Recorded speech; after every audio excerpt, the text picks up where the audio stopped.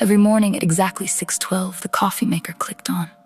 It was old, the kind that gurgled before finishing its work. The kitchen was small, the wallpaper faded, and the clock above the sink ran a minute slow. Harold Bennett liked it that way. 2 mugs sat on the counter. Always 2.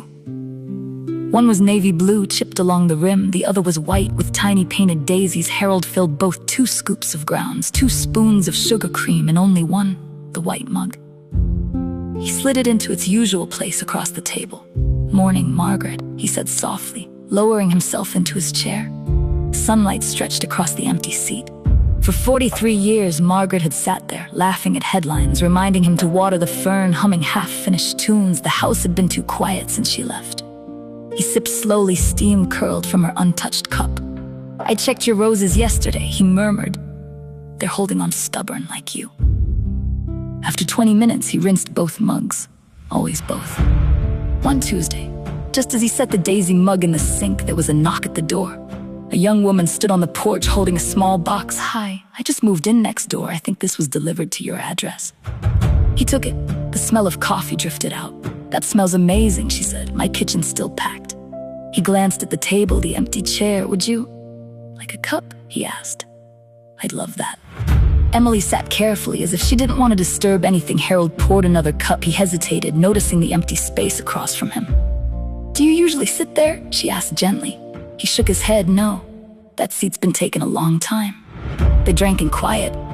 "I moved here for a fresh start," she said. "It's strange not knowing anyone." "Strange can become familiar," he replied. Before she left, she smiled. "Could I stop by again sometime? I usually have coffee at 6:12. The next morning, she knocked at 6:11. Coffee became routine again. They talked about her job at the clinic, his years as a mail carrier, the neighborhood that used to be louder. One morning, Emily brought a small fern for the table, she said. Harold studied it. Margaret had loved ferns. She would have liked that, he said quietly. Emily simply nodded.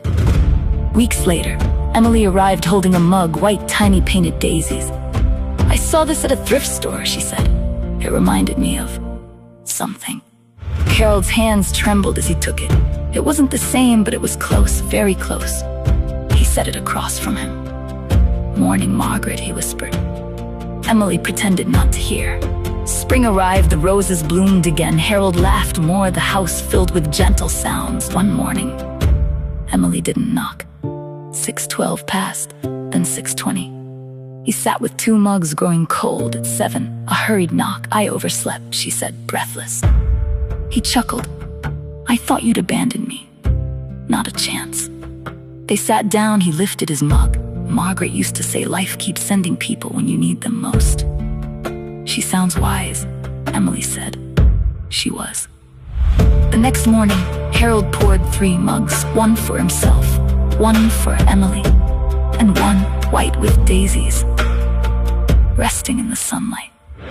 "Morning," he said softly.